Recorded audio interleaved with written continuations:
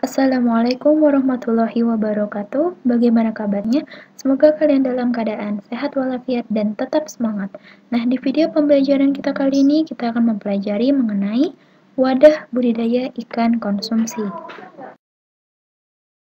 Tujuan pembelajarannya adalah memahami tahapan persiapan wadah budidaya ikan konsumsi.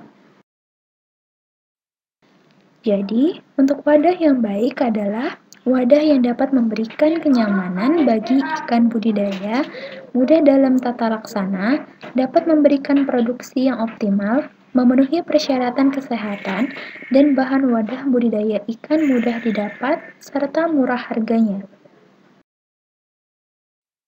Pembuatan wadah budidaya ikan konsumsi dalam hal ini adalah kolam terpal. Sesuai dengan namanya, kolam terpal adalah kolam yang keseluruhan bentuknya dari bagian dasar hingga dindingnya menggunakan bahan utama terpal. Selain dapat berbentuk seperti kolam tanah atau kolam tembok, kolam terpal juga dapat berbentuk bak dengan sokongan kerangka bambu, kayu, atau besi.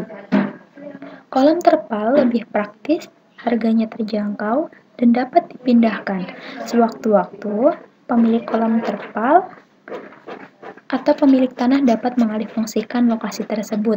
Biaya pembongkarannya pun tidak mahal dan mudah untuk dilakukan.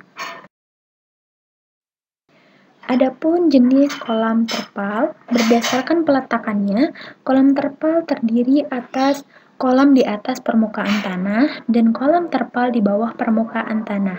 Sedangkan berdasarkan bahan dan cara pembuatannya, terutama untuk dinding atau kerangka kolam, dikenal beberapa jenis kolam terpal yaitu A. Kolam terpal dengan kerangka bambu atau kayu atau besi.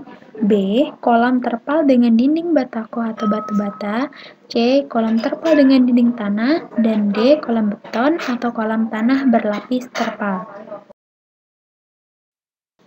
Bahan untuk membangun kolam terpal mudah didapatkan di toko bahan bangunan.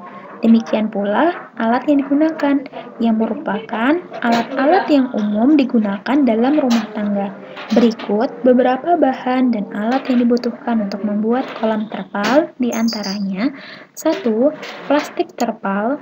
2. Kayu, bambu, dan pipa. 3. Papan atau seng atau asbes. 4. Pipa paralon. 5. Paku atau kawat atau tali. 6. Alat kerja. Proses pembuatannya, untuk teknik pembuatannya saja yang sedikit berbeda. Ada urutan pembuatan kolam terpal dengan kerangka pipa atau besi diantaranya. 1. Lahan dipersiapkan dengan meratakan tanah sebagaimana pembuatan kolam dengan kerangka bambu atau kayu. 2. Jika menggunakan pipa ledeng, penyambungan pipa dilakukan dengan menggunakan bengkokan pipa. Sedangkan menggunakan besi siku, maka dapat dilakukan dengan cara dilas. Ketiga, kerangka yang sudah terbentuk selanjutnya dipasang dinding dari kawat anyam dan kemudian dipasangi plastik terpal. Kemudian, bagian tepi terpal yang telah dilubangi dengan ring logam dimasukkan tali untuk mengikatkan terpal ke pipa atau kawat anyam. Dan selanjutnya, pasang pipa paralon untuk saluran pembuangan. Selanjutnya kolam pun telah siap diisi air.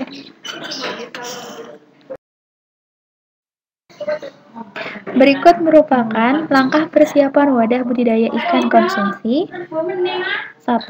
Melakukan pengecekan kolam terpal untuk mengetahui kelayakannya saat digunakan untuk dilakukan budidaya. 2. Lakukan tahap pengolahan dasar kolam dengan cara dicangkul, tanahnya dibolak-balik, dan dikeringkan sampai betul-betul kering untuk mempercepat proses penguraian.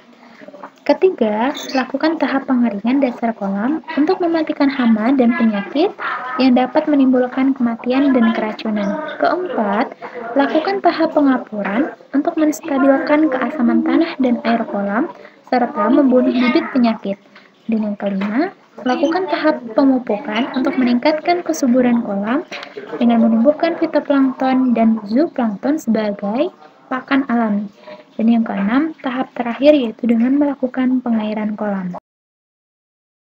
Ini adalah gambar proses untuk pembuatan kolam terpal. Penjelasan yang dapat saya sampaikan semoga dapat bermanfaat. Wassalamualaikum warahmatullahi wabarakatuh.